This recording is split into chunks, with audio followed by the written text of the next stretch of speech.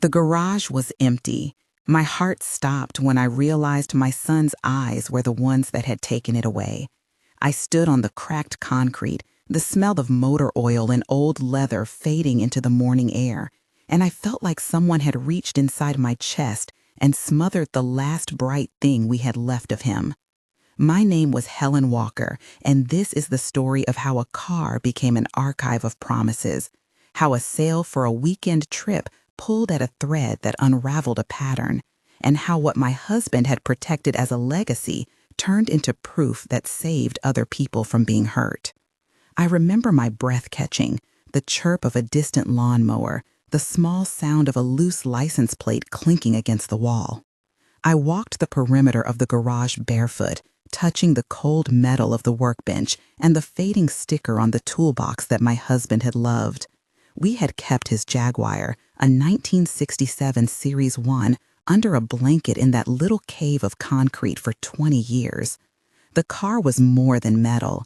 It was his handwriting in chrome, the smell of his aftershave, the way he had once promised me that some things in life were worth saving. Seeing the empty space felt like a ripping noise I couldn't name. Before I go further, please, if this story resonates with you, tell me in the comments where you are watching from, and subscribe to this channel where we gather stories about legacy and second chances. That small act helps other people find a place to learn and heal. Now let me take you back to the morning it all began. The phone rang an hour after I found the garage empty. The voice on the other end belonged to my neighbor Marjorie, who had come over on instinct and had found my son Michael red-faced and breathless at the end of the driveway. Her voice was small when she said his name. I could hear the kettle boiling in the background and the faint clink of a mug. The smell of lemon cleaner from her kitchen seemed to hang on the line. That call was the first of many that would force me to confront what I had hoped was only a cruel mistake. Michael was 28, tall, with his father's eyes and his own impatience. When I confronted him that morning, our conversation felt like a clipped film, rapid cuts and raw light. He avoided touching the phrase guilty. He kept saying romance, trip, surprise, insisting he had done something for Lena, the woman he loved. Lena was introduced to us at Thanksgiving, a charming woman named Elena Morales, who wore silk scarves and practiced a casual generosity that felt rehearsed. I heard the clatter of plates in the kitchen from both of them when they argued over whether I should be allowed to know. "Mom, it was only for a weekend," Michael said, his voice thin. "I told her I would fix up the old car and surprise her. It was supposed to be temporary." "You sold it?" I asked, the words grinding.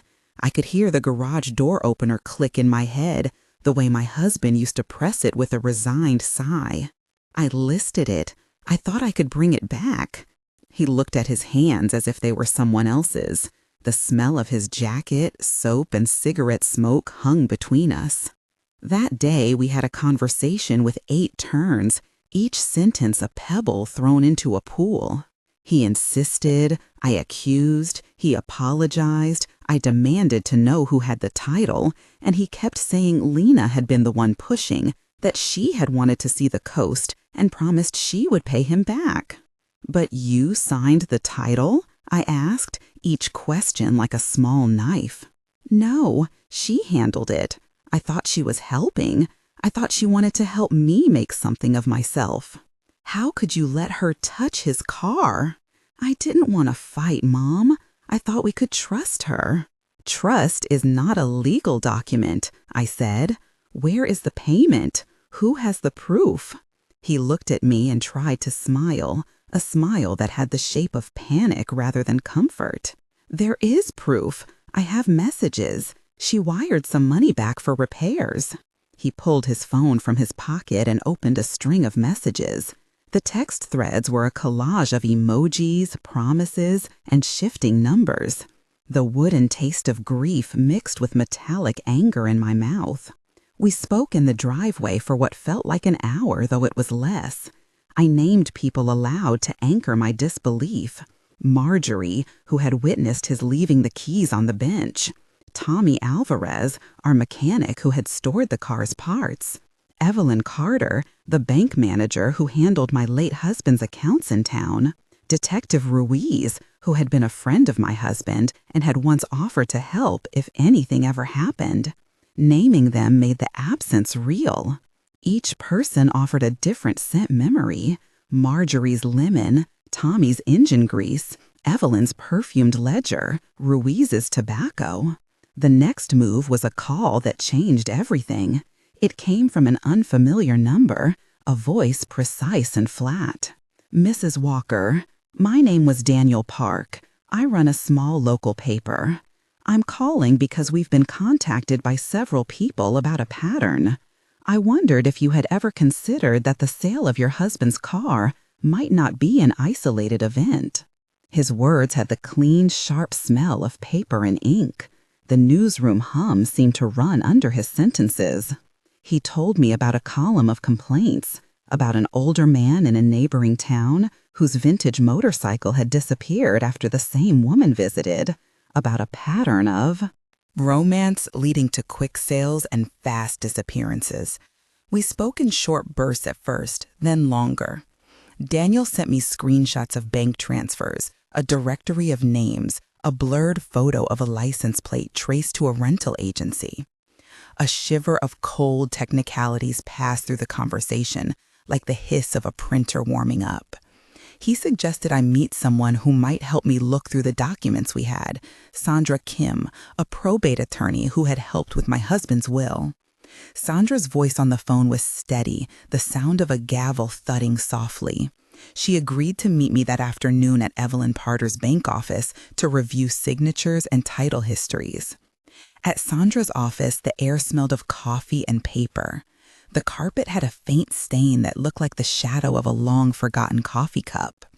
We spread the small archive of papers my husband had left in a cedar box: his service book, registration, the title with his hand in ink like a promise. The title was crisp, his name full and legible, the transfer line untouched. There was a photocopy of what Lena had produced when she registered the vehicle, with a buyer's declaration signed with a different name and a weird flourish in the signature that made my chest ache. Sandra tapped the letters with her pen and said, "This is suspicion enough to open an investigation." Her voice had the texture of felt, serious and soft. The discovery of hidden material came like a knife and a key at once. In the bottom of the cedar box, beneath the stack of service receipts, I found an envelope with my husband's handwriting on the flap. It was addressed to me in a hand that trembled with the weight of years. Inside was a short note and a small key. The paper smelt faintly of pipe smoke, and the edges of the note were softened by years of handling. His note read, "If anything happens to me, Helen, there are things I could not fix in life. Look in the safe at the bank. Start with the coffer in box 17. The small key had a tiny engraving, almost illegible, with our initials. My hands shook so hard I had to rest the key on the table to breathe. We drove to the bank with a caravan of people I had named because I could not trust myself to go alone. Evelyn Carter met us at the vault door with a stern look and a file folder under her arm. The smell of the bank vault was a mixture of cold steel and waxed wood. The safe deposit box was small, the leather key rough against my palm. When the box opened, there was a neat stack of documents, a thin envelope marked for Helen, and a small hard drive wrapped in cloth. The drive felt heavier than its size suggested. Sandra and Evelyn watched me unwrap the cloth, as if inside the envelope were letters my husband had written to himself and to me, fragments of a worry he had never voiced aloud. The narrative in those pages changed the tone from personal grief to investigation. He had suspected someone of courting him for his estate years before he died. He had written about patterns of charm, about a woman who had tried to befriend him when he was vulnerable.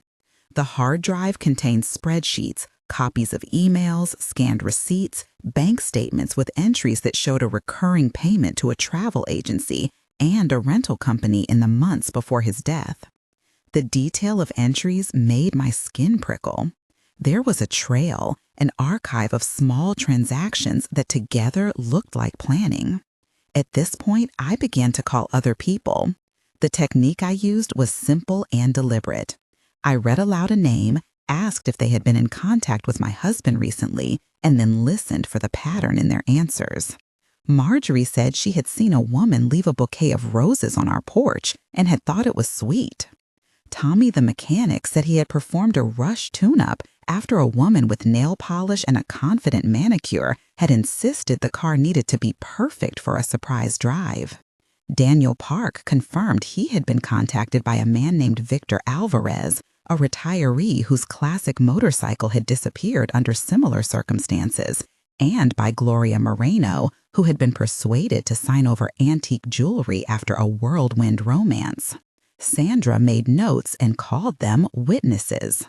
I named 8 people in my head and on paper: Marjorie, Tommy, Evelyn, Daniel, Sandra, Victor, Gloria, and Detective Ruiz, who had a habit of listening when a neighbor's concerns smelled like trouble. When I spoke to Victor, I could hear wind in the creak of a porch swing. He described the woman who had courted him, spoken with a soft, urgent voice.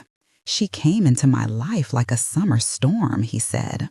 Gloria sniffled through her words, the faint clink of a teacup audible.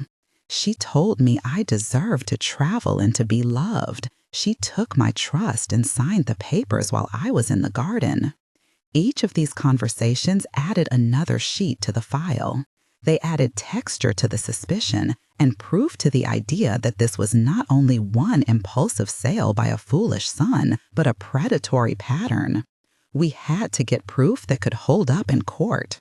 Sandra explained the mechanics of tracing title transfers and how quickly someone had to be there to stop the flow of funds.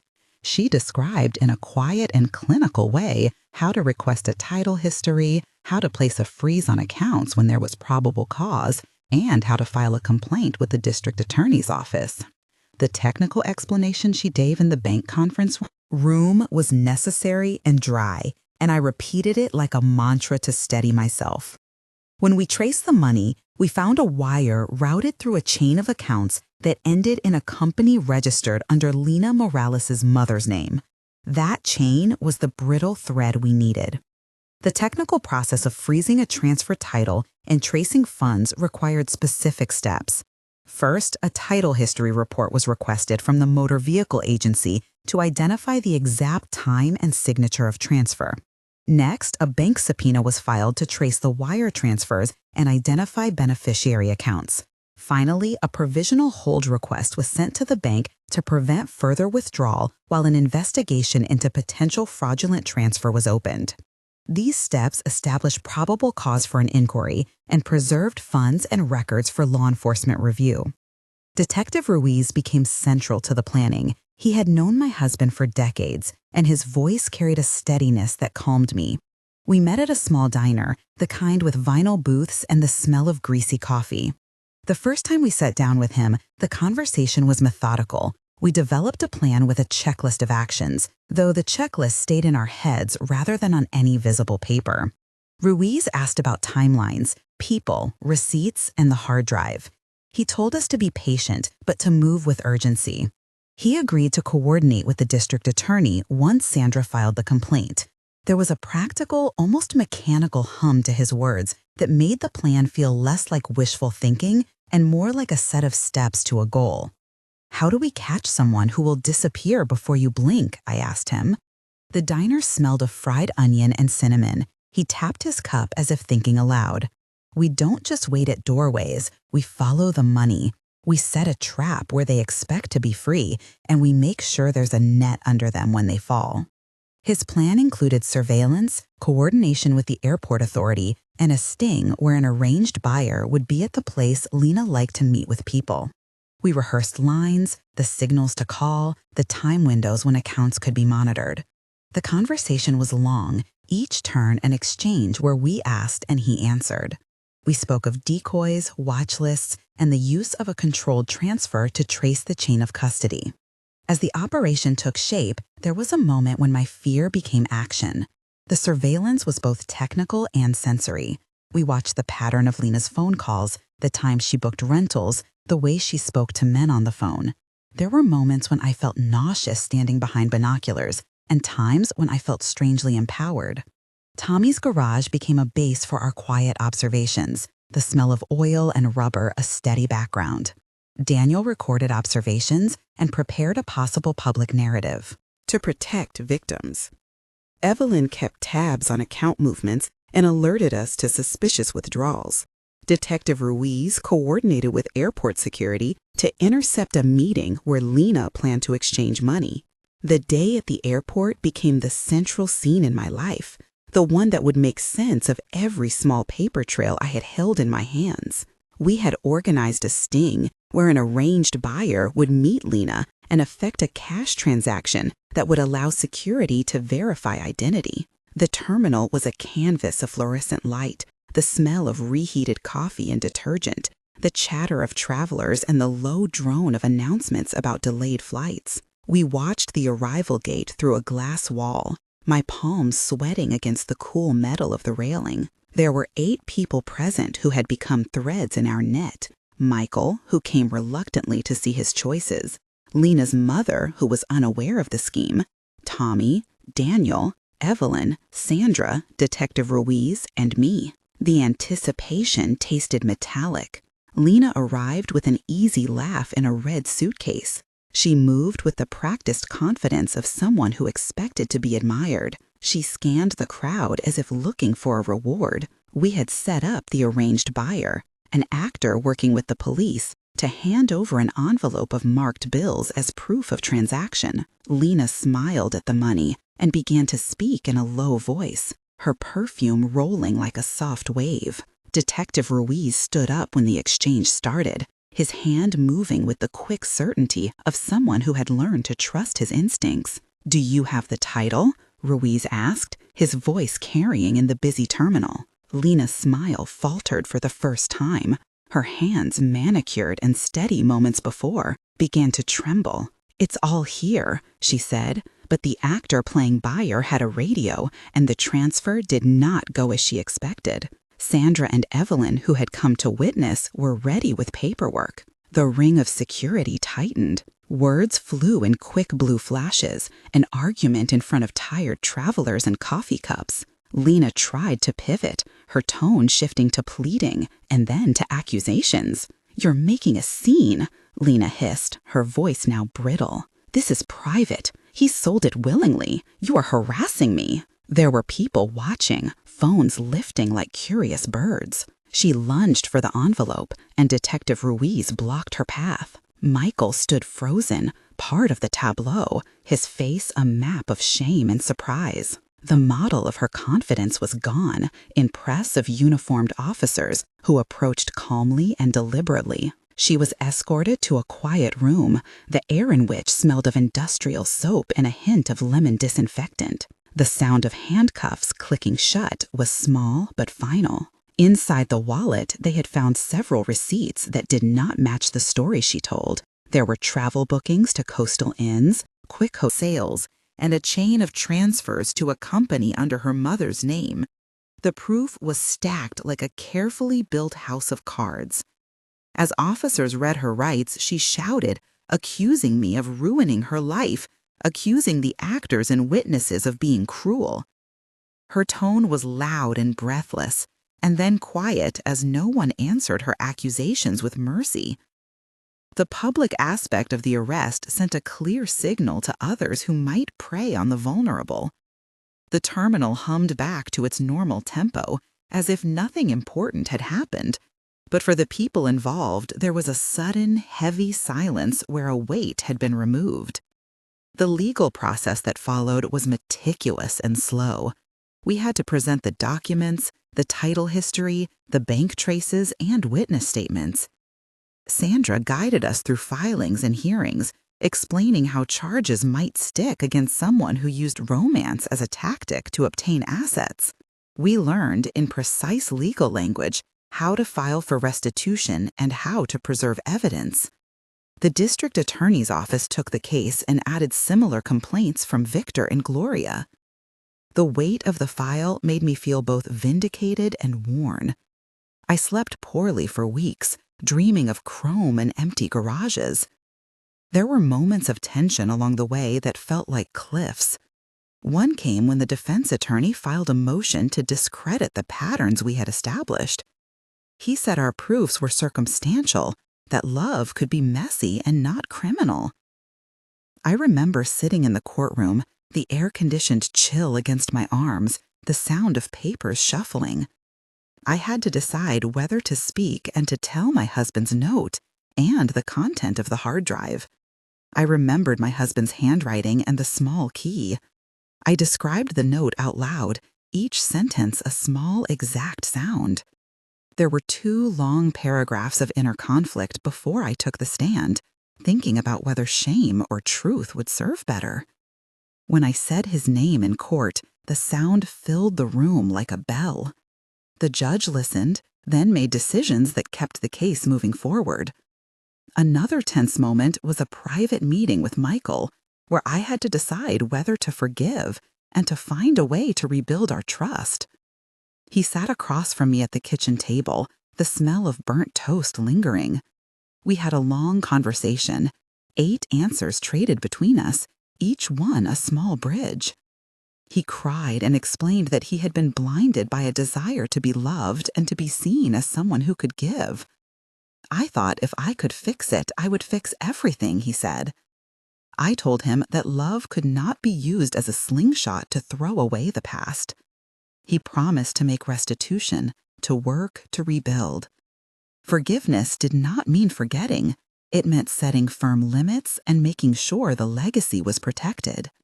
He agreed, solemnly, to help with the process of restitution and to testify if needed. The climax, the arrest in public, felt like both an ending and a beginning. Lena was charged with fraud and with conspiracy to defraud multiple elderly victims. The press wrote about it in local papers, and Daniel's column documented how many people had been hurt. There were interviews where I had to speak calmly into microphones, the sound of the crowd muffled behind the flash of cameras. People thanked me for bringing the pattern to light. At the sentencing hearing, Lena was found guilty on multiple counts and ordered to pay restitution and serve time. Watching her led from confidence to defeat was peculiar.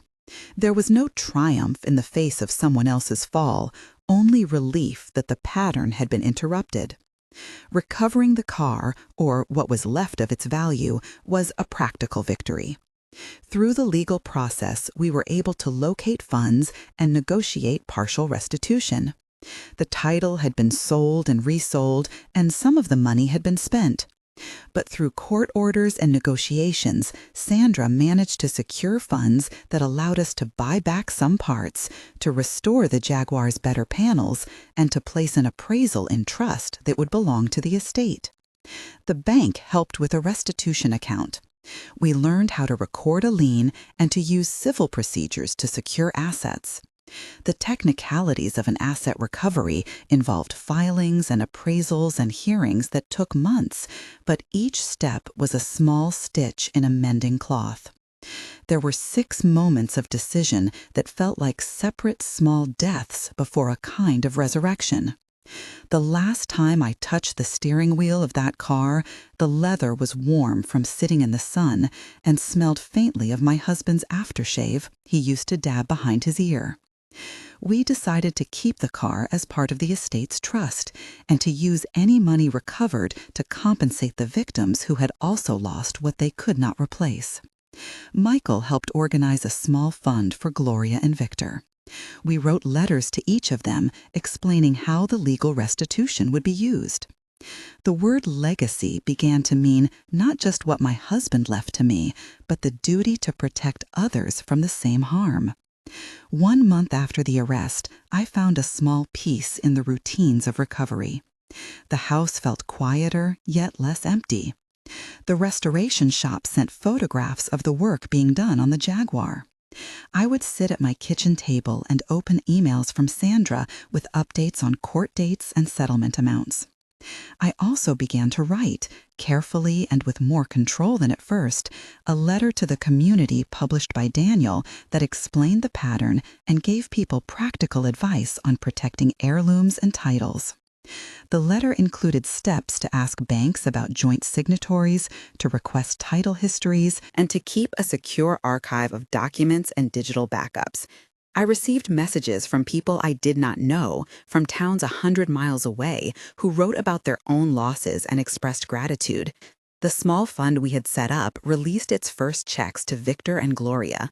Victor used his to repair the motorcycle's engine, and Gloria used her share to travel to her granddaughter's graduation. The sense of restitution was partial but real, and it smelled like fresh paint and new travel tickets. 3 months in, the court proceedings had settled into a rhythm. Lena had pled guilty to several counts, and our restitution negotiations had reached an agreement that would see funds distributed and allow some assets to be returned when possible. Michael had started working with Tommy in the garage, learning the painstaking craft of restoration as a penance and a profession. He would send me texts with small photos of parts he had cleaned. The car, in its dismantled state, had become a classroom for him and a place for us to rebuild something practical together.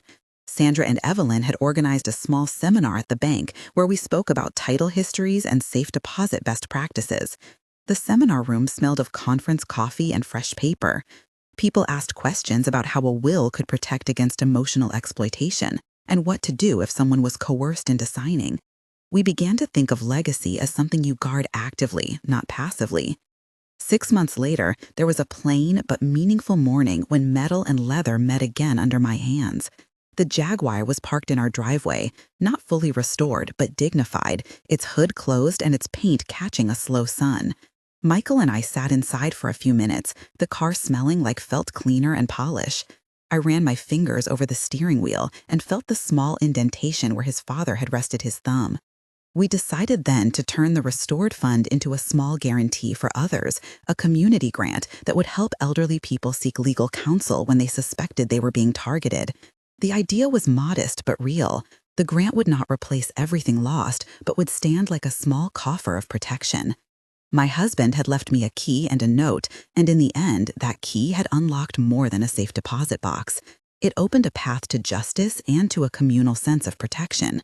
The car returned as a symbol, not of what we had lost, but of what could be preserved when a community rallied. We used part of the restituted funds to help repair properties for other victims and to set aside a small restorative fund in his name. Michael volunteered at a local senior center, talking about restoration and accountability. Marjorie baked a cake at a small neighborhood gathering where we invited Victor and Gloria and several other witnesses, and we shared stories and food. If this story touched you, please subscribe and share where you are watching from. Your voice can help someone else feel less alone. I learned that legacy was not just the things people left, but the way those things were defended and used to protect others.